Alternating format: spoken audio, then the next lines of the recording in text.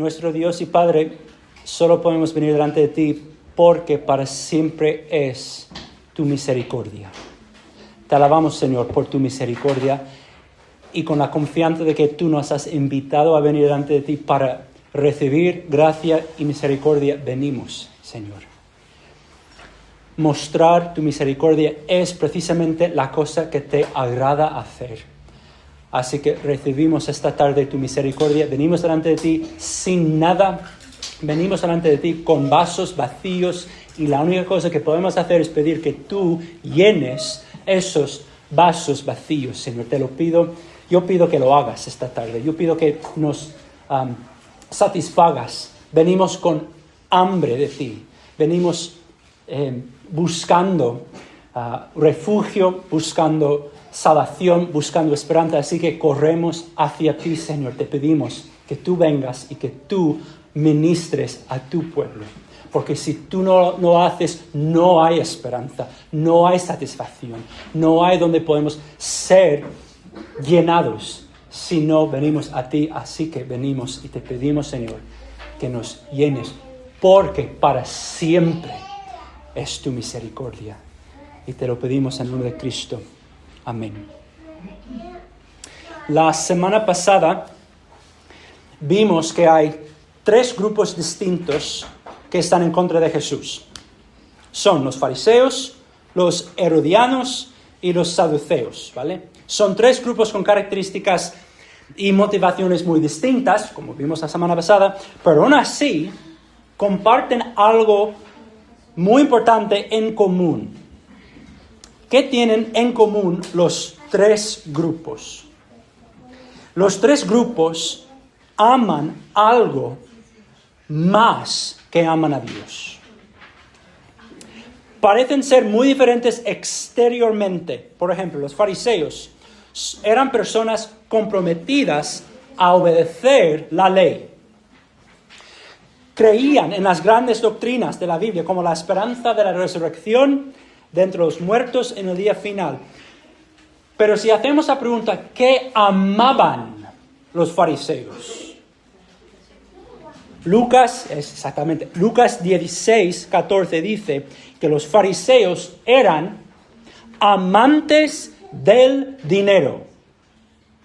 Mateo 23:5 y 7 hasta 7 dice que los fariseos hacen todas sus obras para ser vistos por los hombres y que aman el lugar de honor en los banquetes y los primeros asientos en las sinagogas y los saludos respetuosos en las plazas y ser llamados por los hombres rabí.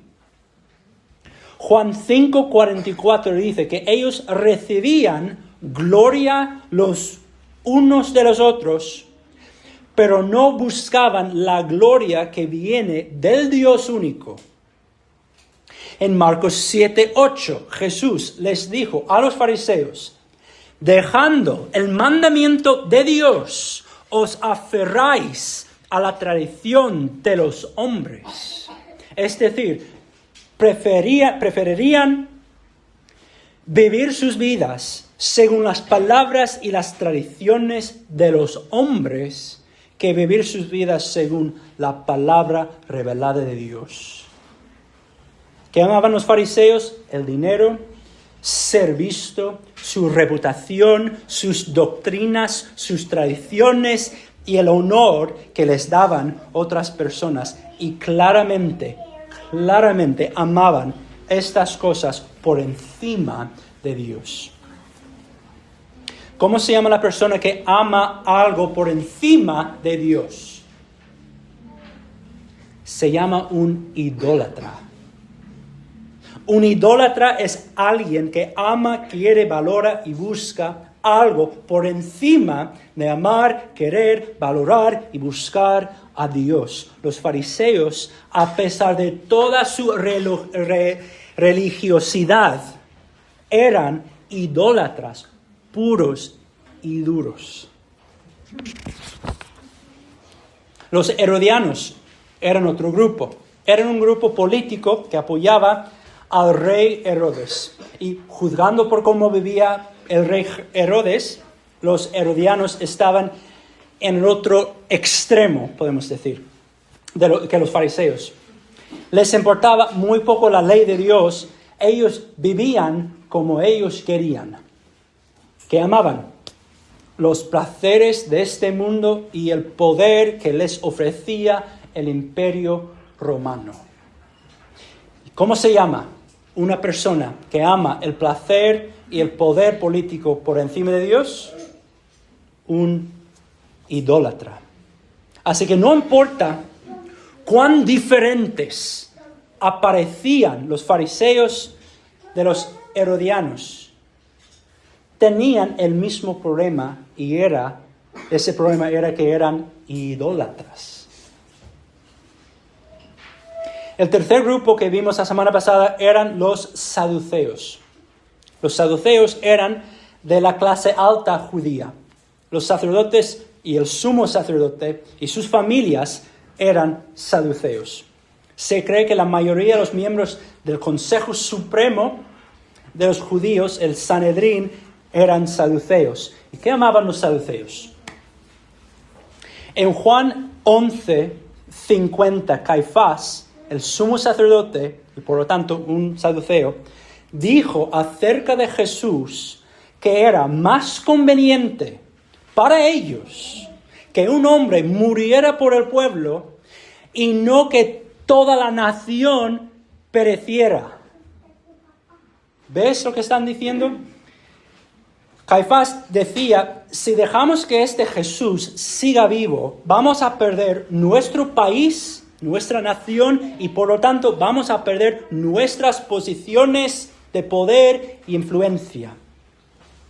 Y para que no pase eso, es mejor matar al Hijo de Dios. Entonces vemos sus prioridades, ¿no? Y por supuesto amaban su país y sus posiciones en esta vida. Como vimos la semana pasada, no creían en la resurrección. Vivían para esta vida. La misma pregunta, ¿cómo se llama una persona que ama su país y su posición en este mundo por encima de Dios? Se llama un idólatra. Entonces, ¿qué podemos decir acerca de estos tres grupos? Desde afuera estaban tan diferentes, parecían tan diferentes, pero al final, en lo más profundo de su ser, los fariseos, los herodianos y los saduceos eran idénticos. Sufrían de la misma enfermedad. Los tres grupos amaban cosas por encima de Dios. Eran idólatras puros y duros. Así que la semana pasada vimos que a Dios no le importa a cuál grupo uno pertenezca, si esa persona es un idólatra. Delante de Dios, todos los idólatras son iguales. Esta semana, entonces, vamos a ver lo que sí le importa a Dios. Y lo que vamos a ver es que a Dios le importa una sola cosa, le importa a quién amamos. Abrid vuestras vidas, por favor, y seguid conmigo mientras leo Marcos 12, y yo voy a leer versículos 28 a 34. Perdona, eso no está bien. Marcos 12, yo voy a empezar en versículo 28. Y lo tengo aquí. Voy a estar leyendo de la Biblia de las Américas, si queréis seguir conmigo. Dice entonces, cuando uno de los escribas se acercó y los oyó discutir, y reconociendo que les había contestado que Jesús les había contestado bien, el escriba le preguntó a Jesús, ¿cuál mandamiento es el más importante de todos? Jesús respondió, el más importante es, escucha Israel, el Señor nuestro Dios, el Señor es uno es. Y amarás al Señor tu Dios con todo tu corazón y con toda tu alma y con toda tu mente y con toda tu fuerza. Y el segundo es este: amarás a tu prójimo como a ti mismo. No hay otro mandamiento mayor que estos. Y el escriba le dijo: muy bien, maestro, con verdad has dicho que Él es uno y no hay otro además de Él, y que amarle con todo el corazón, con todo el entendimiento y con todas las fuerzas, y amar al prójimo como a uno mismo, es más que todos los holocaustos y los sacrificios. Viendo Jesús que él había respondido sabiamente, le dijo: no estás lejos del reino de Dios. Y después de eso, nadie se aventuraba a hacerle más preguntas. Empecemos con el contexto de este pasaje. Jesús acababa de tener dos conversaciones. La primera conversación con los fariseos y con los herodianos. La segunda conversación con los saduceos. Allí, escuchando, había un escriba. Y después de oír como Jesús había contestado a los dos grupos, se le ocurre hacerle a Jesús una pregunta también. Y dice: ¿cuál mandamiento es el más importante de todos? Y Jesús le contesta y cita Deuteronomio 6, 4 y 5, y después cita Levítico 19, 18. Jesús dijo otra vez: el mandamiento más importante es: escucha, Israel, el Señor nuestro Dios, el Señor uno es, y amarás al Señor tu Dios con todo tu corazón y con toda tu alma y con toda tu mente y con toda tu fuerza. Y dice, y el segundo es este: amarás a tu prójimo como a ti mismo. No hay otro mandamiento mayor que estos, dice. Una pregunta: ¿por qué? Porque es que no hay otro mandamiento mayor que estos dos. Porque estos dos mandamientos son los mandamientos más importantes. Bueno, para empezar, como vimos con los niños, estos dos mandamientos son una manera perfecta de resumir los 10 mandamientos. Es decir, si cumples el mandamiento de amar a Dios y amar a tu prójimo, cumples los requisitos de los mandamientos, de los 10 mandamientos. Eso significa, ¿quieres saber qué es lo que Dios buscaba de su pueblo cuando le dio a Moisés los 10 mandamientos? Él buscaba que su pueblo le amara a él y que amara a su prójimo. De hecho, Jesús dice esto acerca de los dos mandamientos en Mateo 22, 40. Dice: de estos dos mandamientos dependen toda la ley y los profetas. Es decir, si quieres resumir en una sola oración lo que Dios quería comunicar a su pueblo a través de todas las leyes y a través de todos sus profetas, lo puedes resumir así: pueblo amado, que me améis a mí y que améis a vuestro prójimo.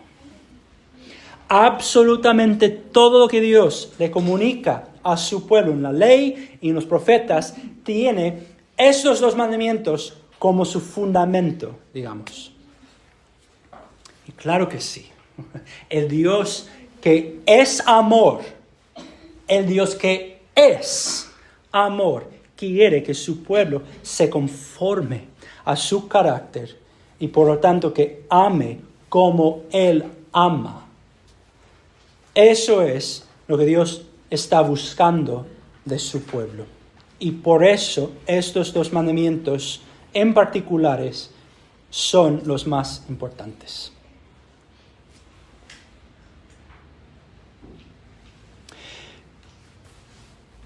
veamos esos dos mandamientos uno a la vez. Primero, voy a volver. ¿Qué significa amar a Dios con todo tu corazón y con toda tu alma y con toda tu mente y con toda tu fuerza? Primero, fíjate en lo que esta cita de Deuteronomio 6, 4 y 5 dice justo antes del mandamiento, ahí, en el versículo 29. Dice, escucha Israel, el Señor nuestro Dios, el Señor uno es. Decir que el Señor uno es significa muchas cosas.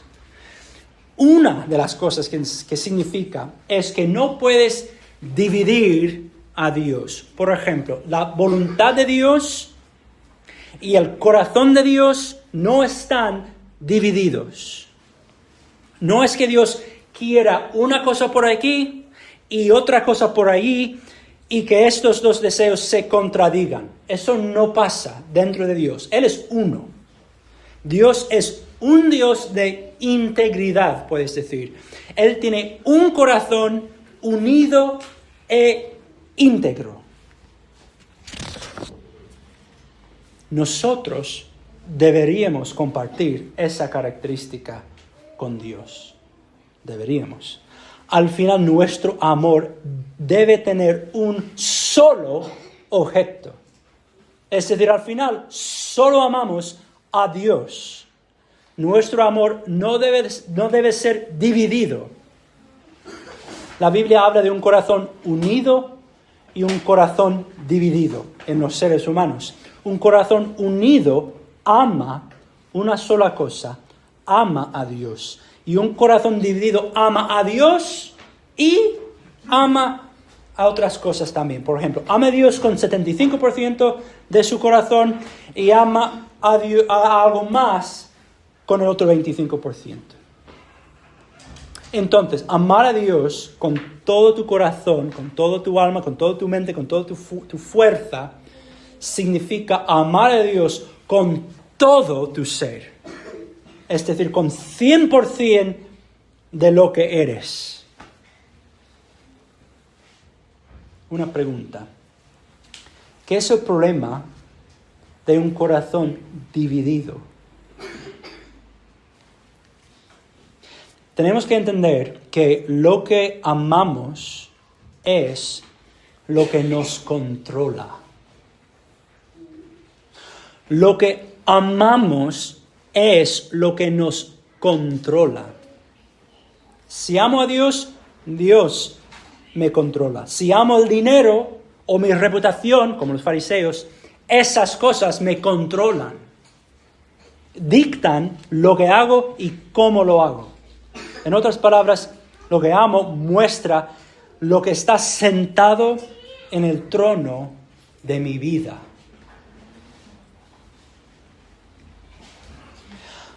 Amar a Dios con todo nuestro ser significa entonces que hay un solo rey sentado en el trono de nuestros corazones. Y ese rey es Dios. Ahora tienes la pregunta, ¿qué significa amar a Dios con todo nuestro corazón, alma, mente y fuerza? Significa que hay un solo rey sentado en el trono de nuestros corazones, Dios mismo. Si es así, entonces entendemos por qué Jesús dijo lo siguiente en Juan 14, 15. Él dijo, si me amáis, guardaréis mis mandamientos. ¿Veis la conexión? Es decir, si me amas a mí con todo tu ser, yo seré el único rey sentado en el trono de tu corazón.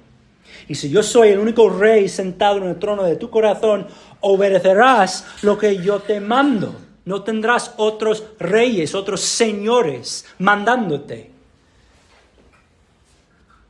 En toda la Biblia vemos que es imposible separar el amor a Dios de la obediencia a Dios siempre van juntos. El que realmente ama a Dios, obedece a Dios. El que realmente obedece a Dios, ama a Dios. No puedes amar a Dios sin obedecerlo, no puedes obedecer a Dios sin amarlo. Siempre van juntos. La obediencia sin el amor no es obediencia. Y el amor sin la obediencia no es amor. O van juntos o no hay ninguno de los dos. Eso es lo que significa amar a Dios con todo tu ser. 100% de tu amor tiene un solo objeto, a Dios. Tu deseo singular es Dios. Y por eso solo Dios se sienta en el trono de tu vida. Y solo le obedeces a Él. Ahora, quizás me preguntes, pero Eric, ¿qué me dices? El segundo mandamiento más importante es amar a mi prójimo como a mí mismo. Entonces, ¿cuál es? ¿Solo amo a Dios con todo mi ser o amo a Dios y a la misma vez amo a mi prójimo? Muy buena pregunta. Antes de intentar contestar nuestra pregunta, déjame hacer la situación un poco más confusa aún. Jesús lo dice aún más fuertemente en Lucas 14:26. Dice, si alguno viene a mí y no aborrece a su padre y madre y a su mujer e hijos, a sus hermanos y hermanas y hasta su propia vida, no puede ser mi discípulo. Jesús, ¿cuál es? ¿Me estás diciendo que solo ame a Dios y aborrezca a mis seres queridos más cercanos? ¿O me estás diciendo que ame a mi prójimo, incluyendo a mis seres humanos, a mis seres queridos más cercanos, como a mí mismo? ¿Pero cuál es? Parece que no puede ser las dos a la vez. Y yo contestaría esa pregunta así. ¿Vale? Cuando hablamos de nuestro amor hacia Dios y hablamos de nuestro amor hacia nuestro prójimo, estamos hablando de dos clases de amor distintas. Por ejemplo, yo puedo decir que quiero a mi perro, ¿no? Y también puedo decir que quiero a mi hija, Gabriela. Pero el amor que siento hacia mi perro y el amor que siento hacia mi hija pertenecen a dos clases de amor distintas. No es el mismo amor exactamente, ¿verdad? Todos entendemos eso. Comparado con mi amor hacia mi hija, yo puedo decir que aborrezco a mi perro. Porque todas y cada una de las veces que tengo que elegir, yo voy a escoger el bien de mi hija por encima del bien de mi perro, ¿no? Entonces, ¿quiero a mi perro? Sí. ¿Quiero a mi hija? También. Pero al comparar el amor que tengo hacia los dos, el amor que tengo hacia mi hija siempre hará que el amor que tengo hacia mi perro se parezca más a odio que a amor. El amor que tengo existe en dos categorías distintas. De la misma manera, nuestro amor hacia Dios debe existir en otra categoría. ¿Puedo decir que amo a mis seres queridos y también que amo a Dios? Sí, no hay ningún problema diciendo eso. Pero al final, todas y cada una de las veces debo escoger lo que agrada a Dios por encima de lo que agrada a mis seres queridos, si hay conflicto. Y por lo tanto, al comparar el amor que tengo hacia mis seres queridos aquí con el amor que tengo hacia mi Dios, mi amor hacia mis seres queridos va a parecer como si fuera odio. Otra manera de contestar la misma pregunta.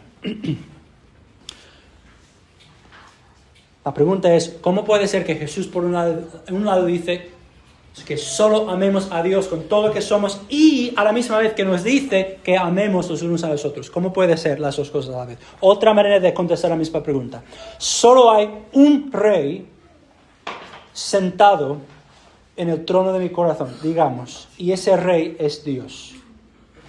Si eso es así, entonces yo solo amo a Dios con todo mi ser y con todo mi amor y con todo lo que soy. Y mi amor no es dividido. Si solo hay un rey encima del trono de mi corazón. Ahora, como Dios es mi rey, mi único Señor, yo voy a obedecer a Dios, como dijimos antes. ¿Y qué me ha mandado hacer Dios? Amar a mi prójimo. Pero nota esto, mi amor hacia Dios es primero y mi amor hacia mi prójimo es secundario. Mi amor hacia mi prójimo depende de mi amor hacia Dios. Y si lo vemos así, yo diría que no hay contradicción entre solo amar a Dios con todo lo que somos, por un lado, y amar a nuestro prójimo como a nosotros mismos. Bien, ahora, quiero seguir y quiero notar la frase como a ti mismo en el mandamiento. Amarás a tu prójimo como a ti mismo. ¿Qué significa amar a alguien como a ti mismo? ¿Sabéis lo que hice esta mañana cuando me desperté? Fui a la cocina y me preparé un café. ¿Por qué? Porque amo a mí mismo. Después me preparé el desayuno. ¿Por qué? Porque amo a mí mismo. Luego, cuando yo salí de casa, yo pensé en la temperatura que hacía y me vestí para no tener frío. ¿Por qué hice eso? Porque amo a mí mismo. Cada vez que hago algo para mí, estoy mostrando que amo a mí mismo. Yo quiero experimentar placer y evitar dolor. ¿Por qué? Porque amo a mí mismo. Quiero la felicidad y quiero evitar problemas, porque amo a mí mismo. ¿Sabes qué? Incluso a veces estoy dispuesto a sacrificar para obtener algo que quiero. Me amo a mí mismo tanto que estoy dispuesto a ponerme en situaciones en las que yo sé que experimentaré dificultades, pero que al final resultarán para mi bien, porque amo a mí mismo. Ahora, eso no es un problema. De hecho, todos reconocemos que una persona que busca el dolor y que evita la felicidad, esa persona tiene un problema bastante serio, diré yo, ¿no? El tener hambre y querer satisfacer esa necesidad no es malo. El encontrar contentamiento en la presencia de buenos amigos y por lo tanto buscar cómo pasar tiempo con ellos no es malo. Así Dios nos ha hecho.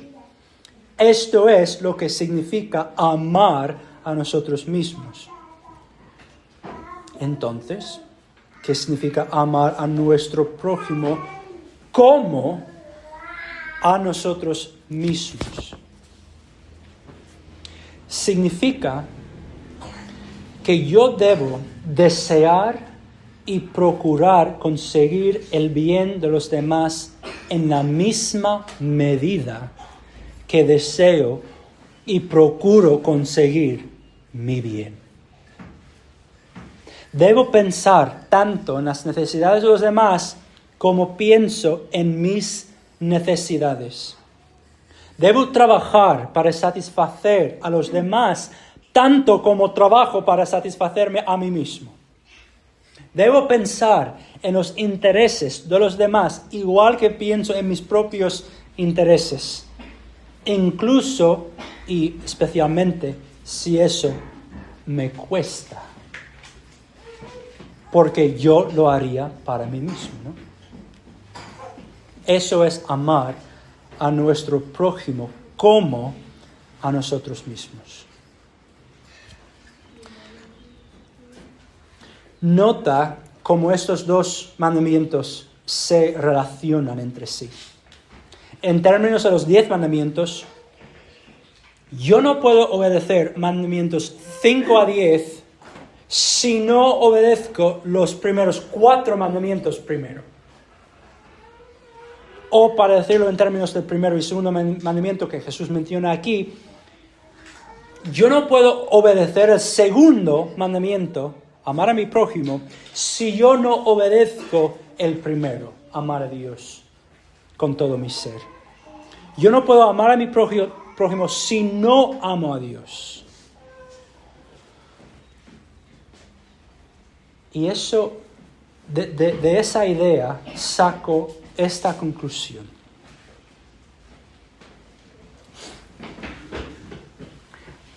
El obstáculo más grande que impide nuestra relación con nuestro prójimo es la idolatría.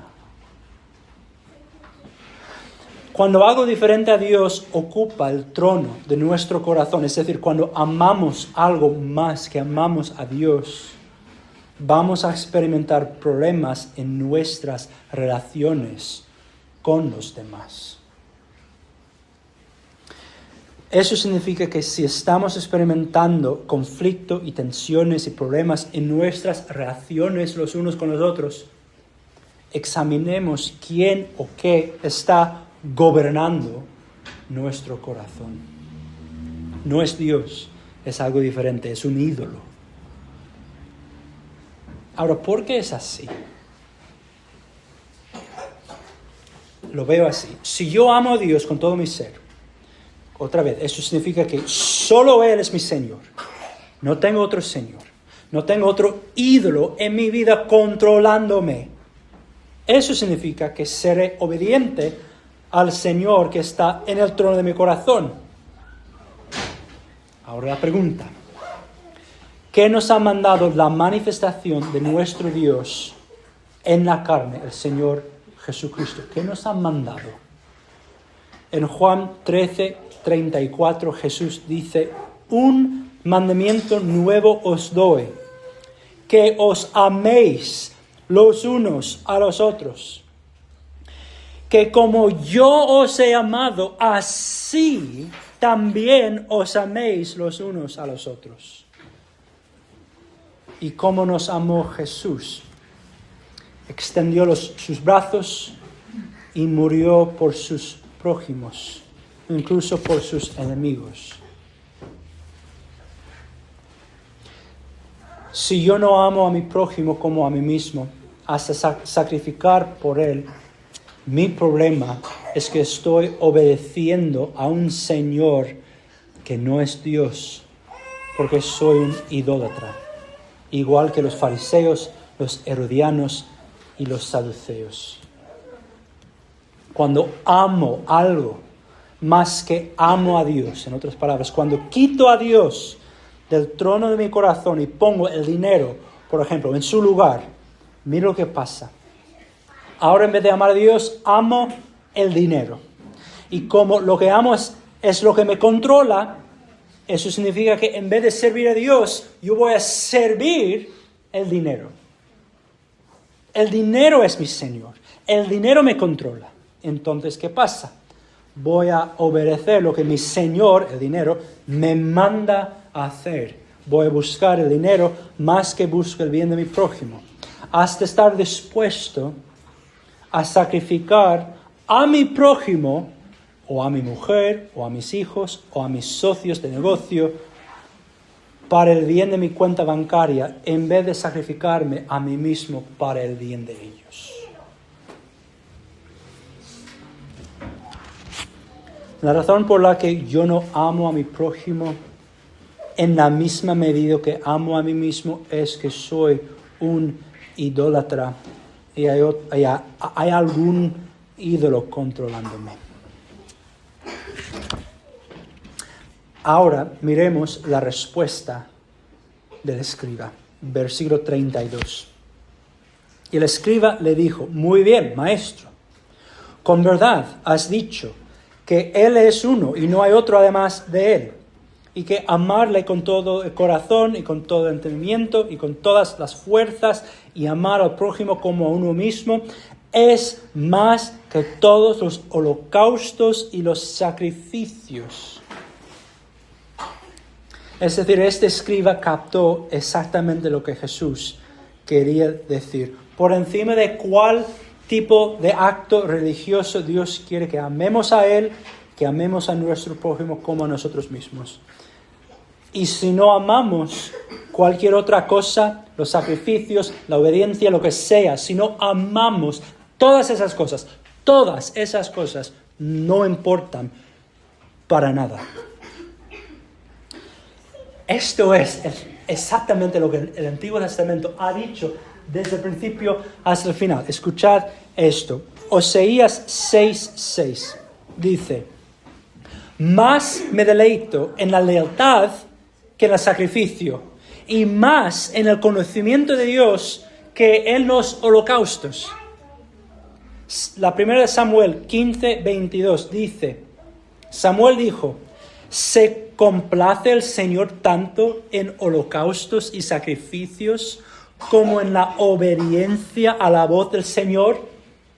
He aquí, el obedecer, y los que obedecen aman, y los que aman obedecen. El obedecer es mejor que un sacrificio, y prestar atención, el obedecer es mejor que un sacrificio, y el prestar atención es mejor que la grosura de los carneros. Porque la rebelión es como pecado de adivinación, y la desobediencia como iniquidad e idolatría. Por cuanto has desechado la palabra del Señor, y Samuel le dice a Saúl: Él también te ha desechado para que no seas rey. En Salmo 51, 16 y 17, David dice: porque no te deleitas en sacrificio, de lo contrario, yo lo ofrecería. No te agrada el holocausto. Los sacrificios de Dios son el espíritu contrito, al corazón contrito y humillado, oh Dios, no despreciarás. Otro, Miqueas hace esta pregunta en Miqueas 6:6-8. Dice: ¿con qué me presentaré al Señor y me postraré ante el Dios de lo alto? ¿Me presentaré delante de Él con holocaustos, con becerros de un año? ¿Se agrada el Señor de millares de carneros, de miríadas de ríos de aceite? ¿Ofreceré mi primogénito por mi rebeldía, el fruto de mis entrañas por el pecado de mi alma? Él te ha declarado, oh hombre, lo que es bueno. ¿Y qué es lo que demanda el Señor de ti, sino practicar la justicia, amar la misericordia y andar humildemente con tu Dios? ¿Qué quería Dios a través de todo el Antiguo Testamento? ¿Solo quería sacrificios de animales? No.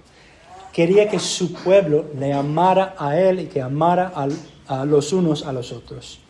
Y este escriba, escuchando a Jesús, lo sabía.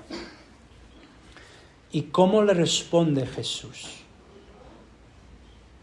Dice: viendo a Jesús que él había respondido sabiamente, le dijo: no estás lejos del reino de Dios. Este escriba estaba a la puerta del reino de Dios. Sabía lo que Jesús demandaba amar a Dios con todo tu ser, amar a su prójimo como a sí mismo. Es decir, sabía que tenía que destruir todos sus ídolos, someterse a Dios y ser obediente a los mandamientos de Dios. Ahora la gran pregunta, ¿entrará este escriba? ¿Soltará sus ídolos? ¿Querrá más a Dios que cualquier otra cosa en este universo? Y como resultado, ¿amará a su prójimo como a sí mismo? El escriba no faltaba conocimiento. Ni siquiera estaba ciego a lo que Dios quería de él. Lo que le faltaba fue el arrepentimiento y la fe, como hemos visto a través de todo este evangelio. ¿Qué hará entonces el escriba? Y Marcos nos deja en suspenso. Yo creo que es porque Marcos quiere que nosotros nos hagamos la misma pregunta. ¿Qué haremos nosotros? ¿Nos quedaremos ahí a la puerta del reino de los cielos sin entrar? ¿O nos arrepentiremos de los ídolos que ocupan el trono de nuestros corazones y amaremos a Dios con un corazón unido? Y como resultado, amaremos a nuestro prójimo en la misma medida que amamos a nosotros mismos. Yo simplemente diría yo a todos nosotros, la puerta del reino del cielo está abierta delante de cada uno de nosotros ahora mismo. Entremos, querida iglesia, entremos en ese reino de Dios. Oramos juntos.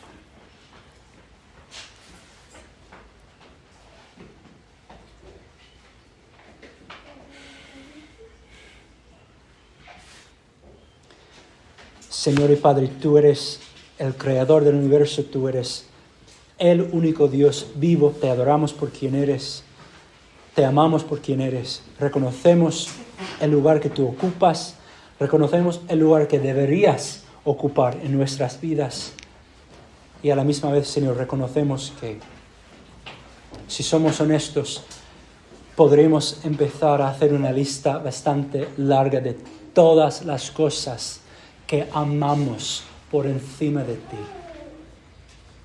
Confesamos nuestro pecado delante de ti. No nos aferramos a esas cosas. Reconocemos lo malo, lo malo que es aferrarnos a todas esas otras cosas cuando tú nos ofreces a ti mismo.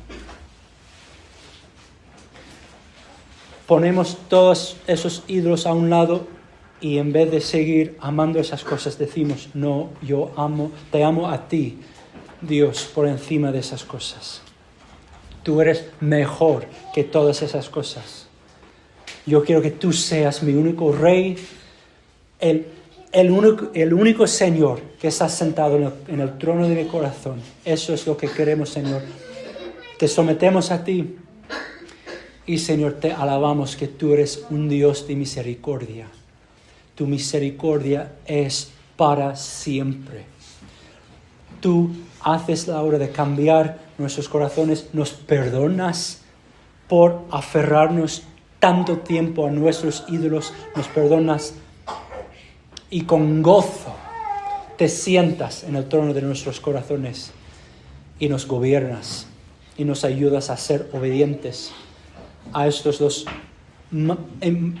mandamientos más importantes: amarte a ti y amar a nuestro prójimo. Ayúdanos, Señor, a hacerlo.